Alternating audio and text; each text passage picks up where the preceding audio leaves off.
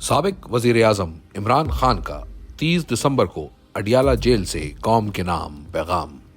مجھے اللہ پر پورا یقین ہے کہ 2025 اس قوم کے لیے حقیقی آزادی کا سال ہوگا۔ رجیم چینج کے بعد ملکی معیشت تباہ ہو کر رہ گئی ہے، کاروبار بند ہو رہے ہیں اور نیا سرمایہ آنے کے بجائے صنعت کار اپنی انویسٹمنٹ نکال رہے ہیں۔ معاشی ترقی کے لیے سرمایہ کاری کی ضرورت ہوتی ہے۔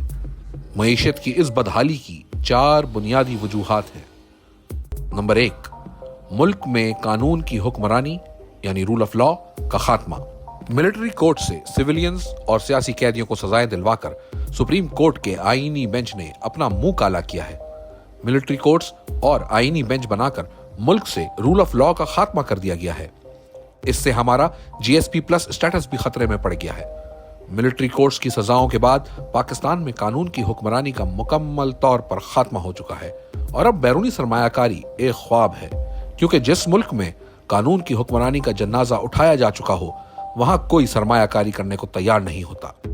آپ دباؤ کے ذریعے وقتی طور پر دکھاوے کا استحکام تو لا سکتے ہیں، مگر جب تک ملک میں سرمایہ کاری نہیں آتی اور عوام کا حکومت پر اعتماد بحال نہیں ہوتا، بے روزگاری اور معاشی بدحالی کو روکا نہیں جا سکتا۔ ملک کی معاشی ترقی کا ایک ہی بنیادی ستون ہے جو اندرونی اور بیرونی سرمایہ کاری ہے۔ نمبر 2، انٹرنیٹ کی بندش۔ تحریک انصاف کو کرش کرنے کی کوشش کرتے ہوئے ملک کی IT کی معیشت کو بری طرح متاثر کر دیا گیا ہے۔ مستقبل IT کا ہے، لیکن آزادی اظہار رائے سے خوفزدہ حکومت نے انٹرنیٹ میں خلل پیدا کر کے نوجوانوں کے روزگار کمانے کا سب سے بڑا ذریعہ متاثر کر دیا ہے اور ہم عالمی مارکیٹ میں مقابلے کے قابل نہیں رہے۔ وہ سارے کاروبار جو انٹرنیٹ سے منسلک ہیں انہیں تباہ کیا جا رہا ہے۔ نمبر 3، سیاسی عدم استحکام۔ ایجنسیوں کی سیاسی معاملات میں مداخلت سے ملک میں شدید سیاسی عدم استحکام ہے۔ سیاسی استحکام کے بغیر معاشی استحکام کا خواب کبھی شرمندہ تعبیر نہیں ہو سکتا۔ فراڈ الیکشن اور جھوٹ فریب پر کھڑے جعلی نظام کے ہوتے ہوئے سیاسی اور معاشی استحکام ناممکن ہے۔ نمبر 4، دہشت گردی۔ خیبر پختونخوا اور بلوچستان میں ایک مرتبہ پھر دہشت گردی میں بے پناہ اضافے کی وجہ سے معیشت کی بحالی ممکن نہیں ہے۔ میں 20 سال سے کہہ رہا ہوں کہ ملٹری آپریشن مسائل کا حل نہیں۔ آپ کو دہشت گردی کے مسئلے کو حل کرنے کے لیے دیر پا سیاسی حل نکالنا ہوگا، ورنہ دہشت گردی کے ناسور کا جڑ سے خاتمہ ناممکن ہے۔ مجھے افسوس ہے کہ DG ISPR نے اپنی پریس کانفرنس میں دھڑلے سے جھوٹ بولا ہے۔ کالعدم TTP کے لوگوں کی دوبارہ آباد کاری کی تجویز خود جنرل باجوہ نے تحریک انصاف دور میں کابینہ کے سامنے پیش کی تھی، جس پر مراد سعید، نور الحق قادری اور قبائلی علاقوں اور مالاکنڈ سے تعلق رکھنے والے اراکین اسمبلی نے اس کی شدید مخالفت کی تھی۔ ہم نے اس وقت بھی کہا تھا کہ مقامی آبادی کو اعتماد میں لیے بغیر اٹھائے جانے والا کوئی بھی قدم دیر پا حل کی طرف نہیں لے جائے گا۔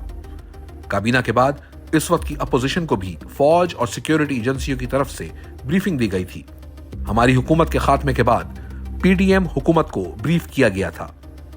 اکتوبر 2021 میں جنرل فیض کا تبادلہ ہو گیا اور اس کے بعد کبھی یہ معاملہ ہمارے سامنے نہیں اٹھایا گیا، نہ اس پر ہمارے دور میں عمل ہوا۔ اگر آباد کاری سے ہی دہشت گردی میں اضافہ ہوا ہے تو مغربی بارڈر کے پار بمباری کیوں کی جا رہی ہے؟ بلوچستان میں دہشت گردی میں مسلسل اضافے کی وجہ سے حالات قابو سے باہر ہیں۔ اس کا ذمہ دار کون ہے؟ کنویں سے پانی نکالتے رہنے سے کوئی فائدہ نہیں ہوگا۔ مستقل حل کے لیے اپنی کوتاہیوں اور ناکام پالیسیوں کا نہ صرف اعتراف کرنا ہوگا بلکہ تصحیح بھی کرنا ہوگی۔ ISPR کو جواب تو ملٹری کورٹس پر بھی دینا چاہیے۔ کون سا قانون آپ کو جج، جوری اور خود ہی جلاد بننے کی اجازت دیتا ہے؟ ملٹری کورٹس کے ٹرائل شفافیت پر مبنی نہیں ہوتے۔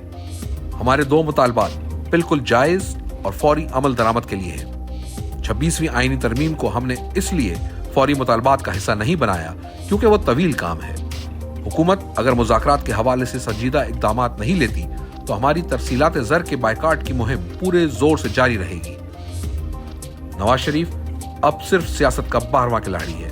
9 مئی ایک پری پلان آپریشن تھا جس کی وجہ سے تمام مقامات کی CCTV فوٹیج جان بوجھ کر غائب کی گئی۔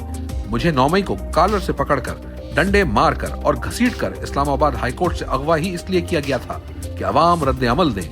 اس دن بھی ہمارے 25 لوگ شہید، سینکڑوں زخمی اور 4 لوگوں کو اپاہج کیا گیا۔ ہم پر ہی ظلم کر کے ہمارے ہی خلاف جھوٹے مقدمے بنا لیے گئے اور 10,000 کارکنان کو جیلوں میں بھر دیا گیا، جس کے بعد لوگوں پر تحریک انصاف کو چھوڑنے کے لیے دباؤ ڈالا گیا، اور اس کا مقصد صرف اور صرف لندن معاہدے کے تحت تحریک انصاف کو کچلنا تھا، کیونکہ جن لوگوں نے تحریک انصاف چھوڑ دی ان پر آپ نے مقدمات کا خاتمہ کر دیا۔ اس لیے اس واقعے پر شفاف اور آزاد جوڈیشل کمیشن کا قیام بہت اہم ہے۔ 9 مئی کے بعد 8 فروری بھی ہوا، جس میں قوم نے آپ کا بیانیہ مسترد کر دیا ہے۔ 26 نومبر کو اسلام آباد میں معصوم شہریوں کا قتل عام کیا گیا اور کئی لوگ ابھی تک لاپتہ ہیں۔ یہ لوگ قبائلی علاقوں سے نہیں، اسلام آباد سے غائب کیے گئے، اور ہمیں خدشہ ہے کہ انہیں لال مسجد آپریشن کی طرح غائب کیا گیا ہے۔ اس لیے آزاد جوڈیشل کمیشن بہت ضروری ہے۔